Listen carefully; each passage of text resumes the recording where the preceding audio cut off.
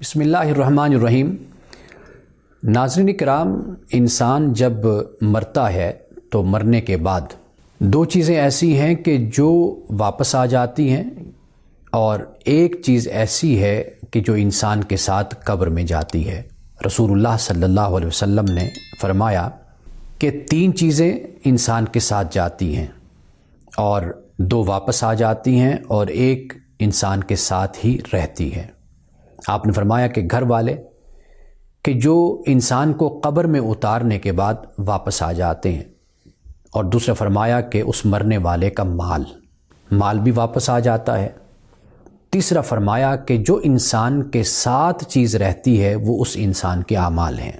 یعنی بڑی حکمت کے ساتھ ہمیں یہ بات سمجھا دی گئی کہ رشتہ دار، آل اولاد کی جس کے لیے ہم دن رات گھلے جاتے ہیں اور ان کے غم میں مبتلا ہوتے ہیں، ان کی فکر مندی کرتے ہیں،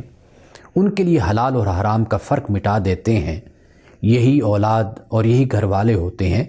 کہ جو قبر میں اتارنے کے بعد ایک لمحہ بھی وہاں نہیں ٹھہرتے، گھر واپس آ جاتے ہیں۔ اور اسی طرح مال کے جس کی بنیاد پر انسان اتراتا ہے، تکبر کرتا ہے، یہ مال بھی انسان کا ساتھ چھوڑ جاتا ہے۔ اور پھر تیسری بات ہے کہ جو انسان کے ساتھ جو چیز رہتی ہے وہ انسان کے اعمال ہیں، اور انہی اعمال کی تشریح ایک اور مقام پہ رسول اللہ نے فرمایا کہ انسان جب مرتا ہے تو اس کے اعمال کا جو سلسلہ ہے وہ منقطع ہو جاتا ہے، لیکن تین کام جو اس نے اپنی زندگی میں کیے ہوتے ہیں ان کا اجر، ان کا ثواب اس کو پہنچتا رہتا ہے۔ ایک آپ نے فرمایا کہ علم جو لوگوں کو نفع دیتا ہے، یعنی اس نے دنیا میں علم کو پھیلایا، دنیا نے اس سے فائدہ اٹھایا۔ اور دوسری بات فرمائی کہ صدقہ جاریہ،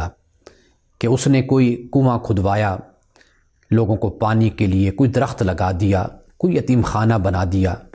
کوئی مسجد تعمیر کر دی، کوئی مدرسہ، کوئی یونیورسٹی، کوئی سینٹر قائم کر دیا، تو فرمایا کہ اس کا ثواب بھی اس کو اجر ملتا رہتا ہے۔ اور تیسری بات رسول اللہ صلی اللہ علیہ وسلم نے فرمائی کہ اولاد صالح، نیک اولاد،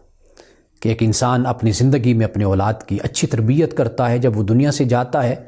تو وہ اولاد اس کے لیے دعا کرتی ہے، اگر نیک اعمال بھی کرتی ہے تو ان نیک اعمال کا بھی واضح بات ہے کہ اس کو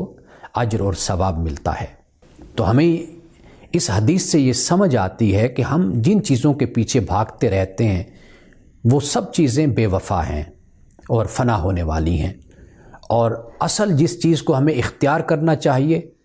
وہ ہے اچھے اعمال، اللہ اور اس کے رسول کی فرما برداری، حقوق العباد کا خیال۔